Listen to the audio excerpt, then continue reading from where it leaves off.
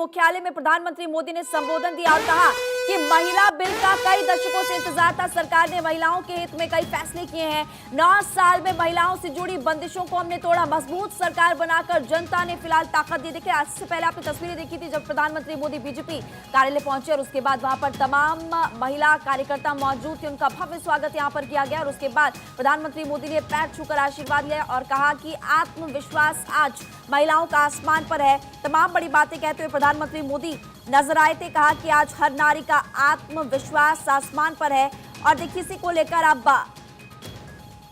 कई बातें प्रधानमंत्री ने की। 30 साल से लटके कामों को पूरा किया है और महिला हित में हर स्तर पर फैसले लगातार किए जा रहे हैं। तो देखिए बड़ी बात फिलहाल प्रधानमंत्री मोदी ने कही। वहीं इसी को लेकर राहुल गांधी ने भी देखिए टिप्पणी फिलहाल कर दी है।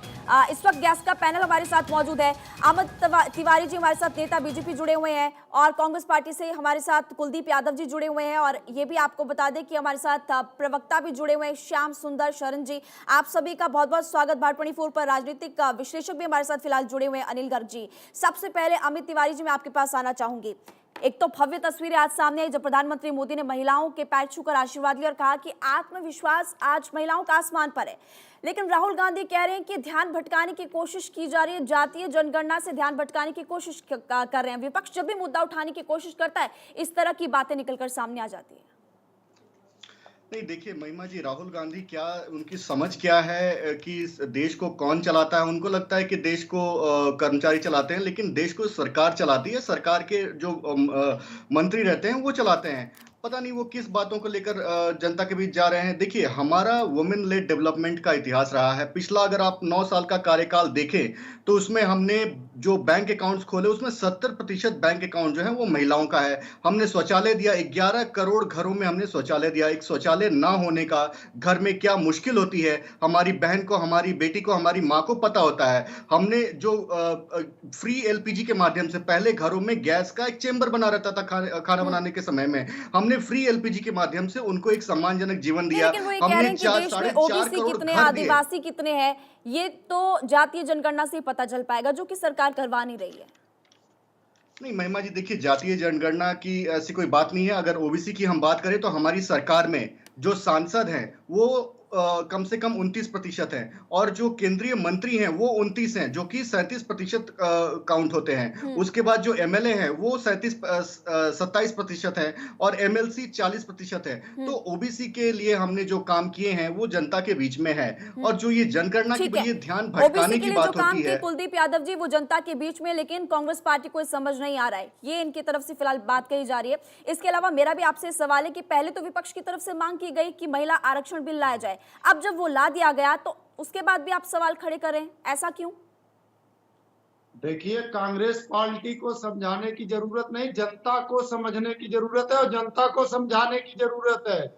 हमारे जो बीजेपी के प्रवक्ता जी बोल रहे हैं, इनको ये पूछना चाहिए प्रधानमंत्री मोदी जी से कि जब आप नोटबंदी किए तो आप 12 बजे रात को बंद कर दिए, अभी जनगणना हुई नहीं। लेकिन आज बात नोटबंदी की नहीं हो रही है, यहाँ पर महिला आरक्षण बिल की बात हो रही है। मैं महिलाओं पे ही आ रहा हूँ, पहले बात तो पूरी हो लेने दिया करिए आपसे।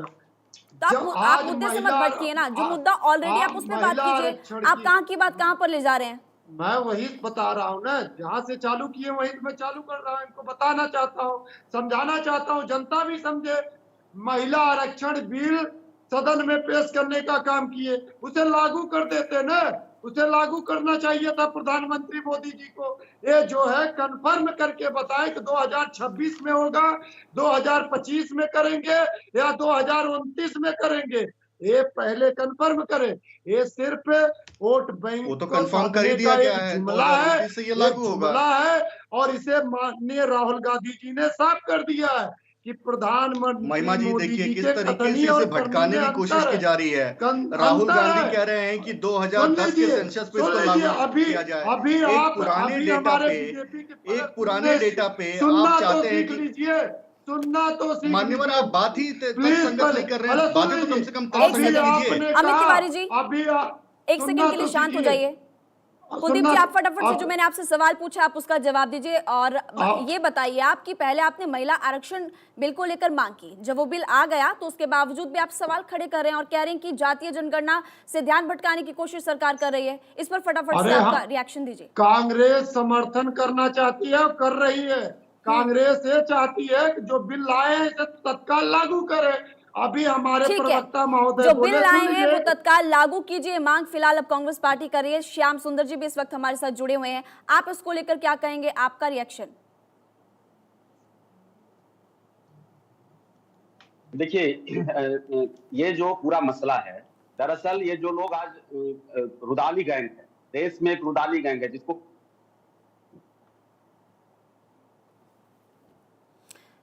ठीक है, लौटेंगे आपके पास इस वक्त नहीं है। और अगर सरकार कोई सकारात्मक कदम जना लेकर के आए या लोगों को सम्मान और प्रतिष्ठा और उनको समाज में एक जगह दिलाने की कोशिश करे तो उसमें ये लोग जो है उसके सकारात्मक पक्ष को न लेकर के और अफवाह फैलाने का काम करते हैं। मैं एक बात पूछता हूं, अगर आज ये जिस तरह से ये चाह रहे हैं कि मोदी जी आज इसको लागू कर देते।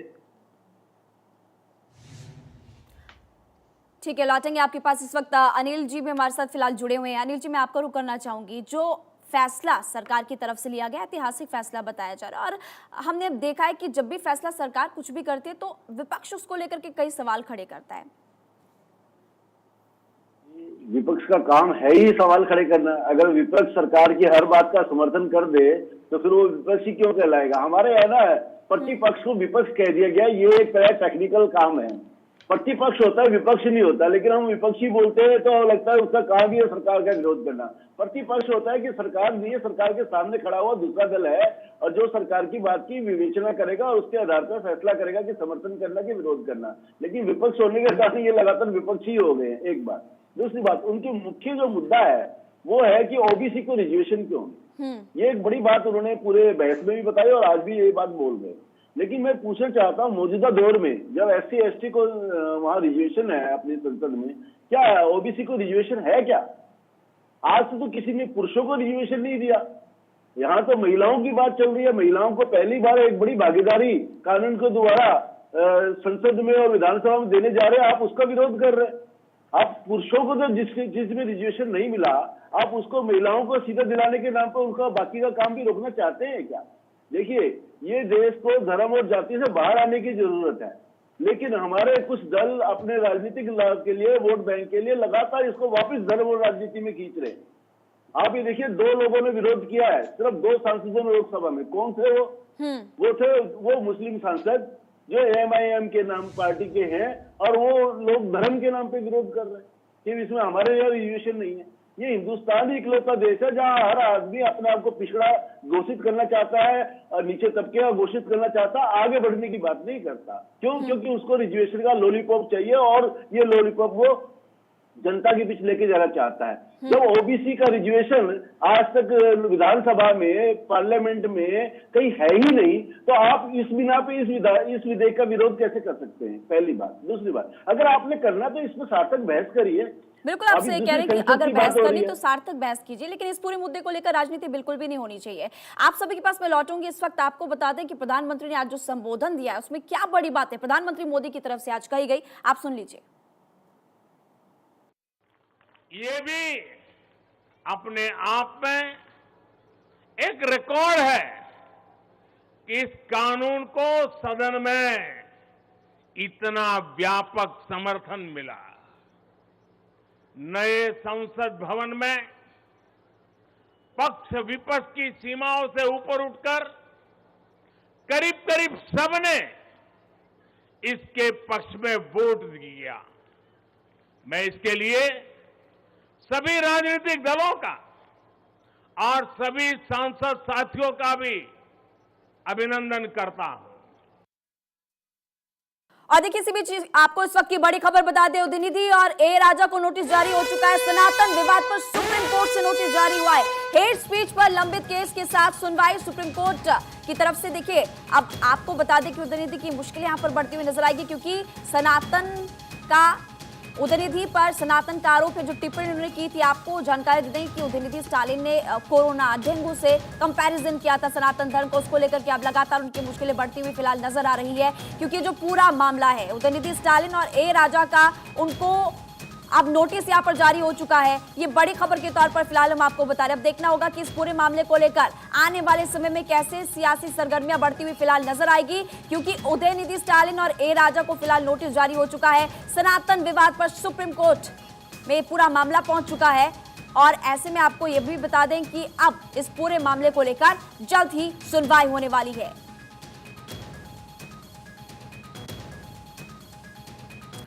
तो महिला आरक्षण बिल को लेकर आपने देखा कि आज कल राज्यसभा में ये जो बिल है पूरी तरह से पारित हो गया, यानी कि सभी दलों की तरफ से इसका समर्थन किया गया। हालांकि कांग्रेस पार्टी यहाँ पर तमाम सवाल खड़े कर रही है। और वापस लौटते अपने गेस्ट के पास, अमित तिवारी जी लगातार हमारे साथ जुड़े हुए हैं। अमित तिवारी जी, कांग्रेस पार्टी ये कह रही है कि बिल का समर्थन हम करते हैं, राहुल गांधी भी कह रहे हैं कि हम इस बिल का समर्थन करते हैं, लेकिन इस बिल को तत्काल प्रभाव से लागू कर देना चाहिए। नहीं महिमा जी, देखिए तत्काल प्रभाव से लागू करने, वो कह रहे हैं कि 2010 के सेंसस के बिना पे इसको तत्काल प्रभाव से लागू कर लिया जाए, लेकिन 2010 का सेंसस पुराना डेटा है। उसके बाद कोरोना जैसी कितनी बड़ी महामारी आई, तो हम चाहते हैं कि परिसीमन जो जनगणना हो जाए, जनगणना के आधार पर जब परिसीमन होगा तो परिसीमन से ये पता चलेगा कि किसकी भागीदारी कहाँ है, और उस हिसाब से सीटों का चयन होगा। तो एक पुराने डेटा पे काम करना मेरे हिसाब से न्याय संगत नहीं है। इसीलिए जनगणना हो जाए और परिसीमन के बाद जो भी नई सीटें आएंगी, जब भागीदारी भी बढ़ी हुई रहेगी, तो ये पूरा का पूरा मामला है। और हम ये भी चाहते हैं कि देखिए, जिस तरीके से प्रधानमंत्री मोदी जी ने कितनी सकारात्मक बात की, उन्होंने सबकी भागीदारी की बात की, कितनी पॉजिटिव बात की कि सबने इसका हिस्सा, उन्होंने स्वयं इसका क्रेडिट लेने की कोशिश नहीं की। ना भारतीय जनता के किसी भी कार्यकर्ता ने इसका स्वयं क्रेडिट लेने का कोशिश किया। हम तो ये कह रहे हैं कि सारे देश के जितने भी सांसद हैं, देश के जितने भी दल हैं, सब में इसकी भागीदारी हो। और जब परिसीमन होगा एक निष्पक्ष तरीके से सबके विश्वास के साथ, जब ये परिसीमन पे जब सीटें का निर्धारण होगा, तो जाकर सबका विश्वास भी इस चीज पर बनेगा। आज कर देना किसी चीज को लेकर, वो मेरे ख्याल से न्याय संगत नहीं होगा।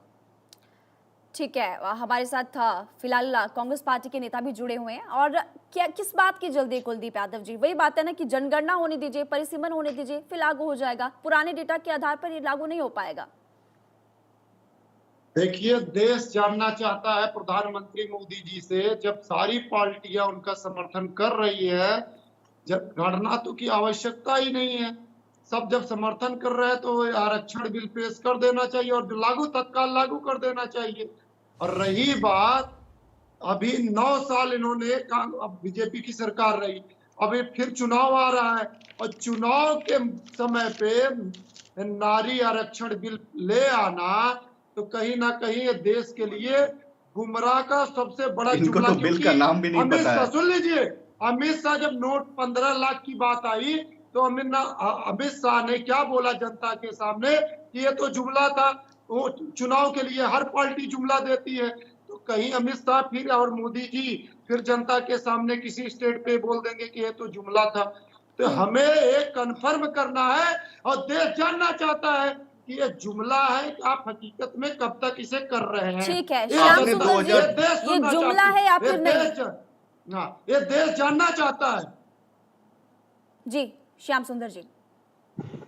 देखिए, मैं कुलदीप जी से एक बात कहूंगा, ये जो जिस तरह की बात कर रहे हैं, ऐसा लगता है इनको देश अभी भी वो 1950 के दशक में कि जो कह देंगे वही समझ जाएगा, उसके अलावा उसको कुछ मालूम नहीं है। अरे भाई, आज हर किसी के पास गूगल है, हर किसी के पास मोबाइल है। मोदी जी के प्रयासों से आज हर कोई हर चीज को देख सकता है।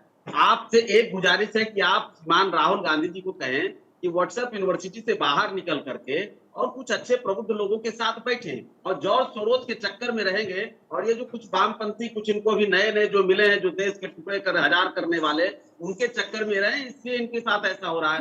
आपको जवाब देने में कोई जवाब नहीं। अरे भाई, मैं जवाब नहीं, आप जवाब दीजिए। किसने देश सुनना चाहता, आप जवाब दीजिए ना। आप जवाब क्यों नहीं देते हैं? 50% देश जानना तो जवाब दे तो नहीं कुलदीप यादव जी। भाई जवाब आप जब जवाब सुनेंगे तभी वो जवाब देंगे ना। देश जानना चाहता है कि आरक्षण बिल लागू कब होगा। महिलाओं को, मुस्लिम महिलाओं को सबको टिकट में किसने रोका है भाई? ये कोई मोदी जी ने तो रोक नहीं रखा है। टिकट आप ठीक है। भारत सरकार वो टिकट नहीं देती है, या ठीक है। कोई बहाली नहीं जवाब की एजेंसी ठीक करती है, है। लौटेंगे आपके पास श्याम सुंदर जी। एक आखिरी रिएक्शन अनिल जी मैं आपसे लेना चाहूंगी। शांत हो जाइए कुलदीप यादव जी, आप बात तो सुनते नहीं है, आप बात तो सुनते नहीं है। आप कर देंगे। तमाम जितनी बातें आप कह रहे ठीक है हैं, श्याम सुंदर जी, अपनी मुझे पार्टी के आखिरी रिएक्शन इंटरनल अनिल जी से लोकतंत्र लेना है। में लागू कर अनिल जी, दें। मेरा आखिरी सवाल आपसे कि आने वाले साल 2024 के लोकसभा चुनावों को अगर हम देखें तो जो बिल यहाँ पर फिलहाल लाया गया है उसका असर कितना देखने को मिलेगा और इसका कितना फायदा बीजेपी को होते हुए नजर आ सकता है? महिमा जी, ये तो बात ठीक है कि 2024 में जब भी चुनाव प्रचार होगा, भारतीय जनता पार्टी अपनी सरकार की उपलब्धियों में इसको जोर शोर से गिनाएगी और उसको गिनाना भी चाहिए। आखिर ये ऐतिहासिक दिन है, महिलाओं के लिए ऐतिहासिक दिन है। जहां तक लागू होने का सवाल है, डीलिमिटेशन तो वैसे भी इस देश की इतनी बड़ी जरूरत है। लास्ट डीलिमिटेशन हुए करीबन 45 साल हो गए। इस समय एक सांसद के पास इतने ज्यादा वोटर्स हैं कि वो हर वोटर की बात सुनने की सोच भी नहीं सकता है। तो डीलिमिटेशन इसलिए इसकी जरूरत है। अगर सेंसिस हो या ना सेंसिस हो, सेंसिस मान लो नई प्रॉब्लम होती है सेंसिस करने में, कोई टेक्निकल प्रॉब्लम है, तो कम से कम डीलिमिटेशन तो बहुत जरूरत है। डीलिमिटेशन होने का फायदा एक और है, आज एक बार जो सीट महिला घोषित हो जाएगी, कम से कम वो वहां महिलाओं का प्रतिनिधित्व मिलना तो शुरू होगा। लेकिन आज अगर हम बिना डिलिमिटेशन के कर देंगे, फिर दोबारा डिलिमिटेशन बिल्कुल होगा, आप सही फिर कह रहे हैं दोबारा कि बिना चीजें बदलेंगी, डिलिमिटेशन के उसका कर देंगे तो कैसे हो पाएगा?